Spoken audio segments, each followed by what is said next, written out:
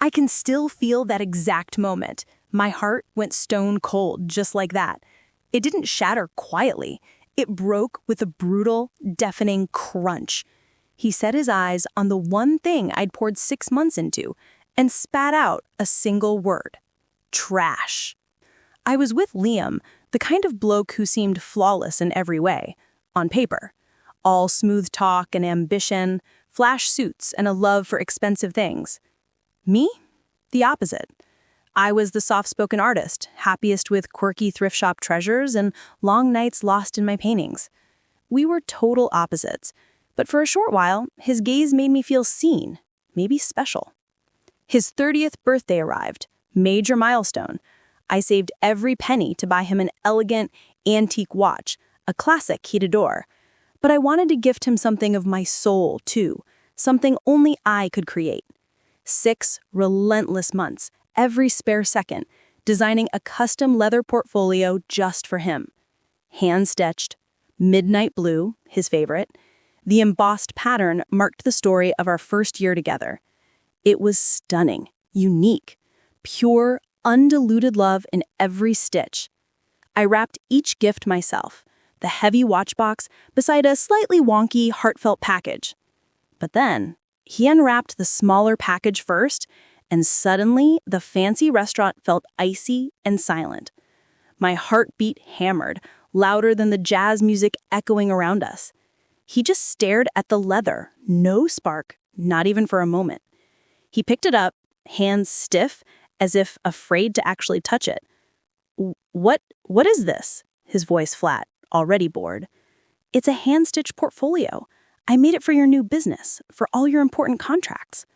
A pause so sharp you could only hear forks scraping against porcelain. He just sighed.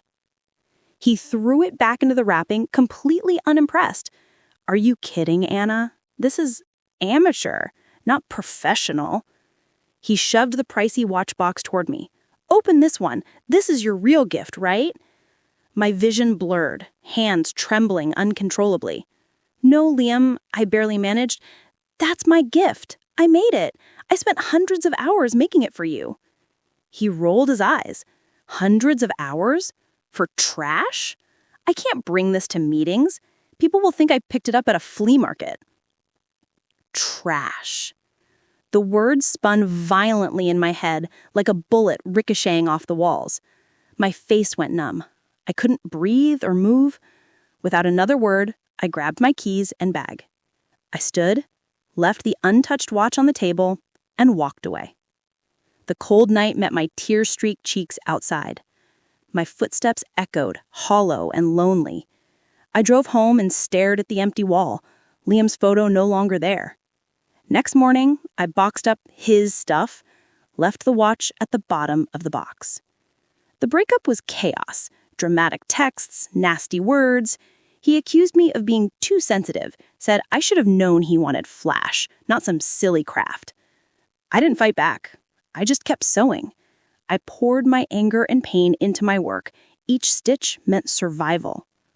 No more gifts. I built a business instead. Opened an Etsy shop, sold my leather creations with new branding and fierce determination. Nothing at first, only silence.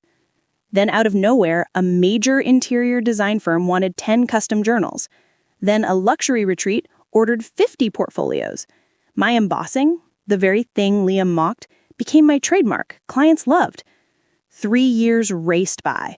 My tiny Etsy shop exploded into a high-end brand. Magazines featured my designs. I had my own stylish studio downtown. And Liam? I'd spot him online sometimes, still desperate for the next big thing, still in that suit. But his business was failing. He wrote cryptic posts about hard times and backstabbers. A brief sting of guilt mixed with deep satisfaction, but I let it pass. Then, one day, out of nowhere, an email landed, a request for a custom portfolio. The client? A powerful venture capitalist worth 5 figures. But the name on the email, not the VC. It was Liam. My hands shook as I read. Liam was pitching my company, me, Anna, creator of the design he once trashed, to his biggest client. He followed up, more frantic, all business. Our client loves your embossed pattern. They want it. It's the deal breaker. I took a slow, deep breath, alone in my studio, heart pounding. I found an old, dusty box. Inside was the midnight blue portfolio, the one I made for Liam all those years ago. I traced the pattern, proof of the pain and love that built everything I have today. I replied, just one icy line. Dear Mr. Carter, I'm interested in your project. Confirm a meeting for next week. P.S. Look closely at the pattern you're cheesing. He walked into my studio, looking polished but tired, eyes scanning for the owner. Then, he saw me. I sat at my desk, confident, smiling. Next to me, proudly displayed, was the old midnight blue portfolio. His face drained of color, then flushed a deep red, like he'd seen a ghost. His shock was louder than any apology he could ever offer. He whispered, Anna, is this the same one? The exact pattern you called trash, I told him softly. Yes, it is. He stood there, silent, city sounds outside, my heart racing with power. He lowered his head, regret in every line, fear just beneath. He softly told me, I was wrong, Anna. I cared more about price than about meaning. I'm sorry, Anna. I closed the portfolio, the sound final, like a door shutting forever. I said, cool and steady, Liam, I forgive you, but I don't work with clients who don't value authenticity. He stayed silent as I stood. I am working with your client, not you. I'll send details to her directly. Let her know this designer is picky about partners. He nodded, not daring to meet my eyes, then quietly left. I watched the city, a cold November breeze drifting in, peace settling deep in my chest. But the story wasn't complete. That big contract began moving, my future brighter than ever. The venture capitalist, Ms. Elaine Shaw, was sharp, tough, and wildly impressed with my work. During our first call, I casually asked how she found me. Her businesslike voice replied instantly, It was the Mr. Carter pitch. He showed your embossed design, said it set him apart. I nodded, a chill running down my spine. But Ms. Shaw, when you saw the sample, where did it come from? She paused, rifling papers. That's strange, she admitted. He showed us a portfolio, well-worn, loved. When I ran my fingers over the stitching, I saw tiny hidden initials. My initials. I knew it. That portfolio was mine. The pitch worked because he showed something real, a story you could feel. It had soul. Did he tell you who made it? He lied, she said without hesitation, said it was commissioned for a wealthy mentor, claimed it cost a fortune. My hands went ice cold. He hadn't thrown it away. He kept it, used it as a lifeline when he was desperate. The deeper betrayal, he rejected my love but clung to its value when he was desperate. He hadn't learned love, but he learned what true craftsmanship could do.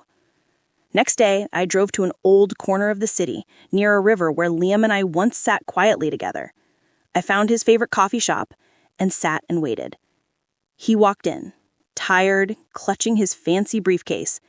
He looked around nervously, like he'd expected this. I approached, portfolio under my arm.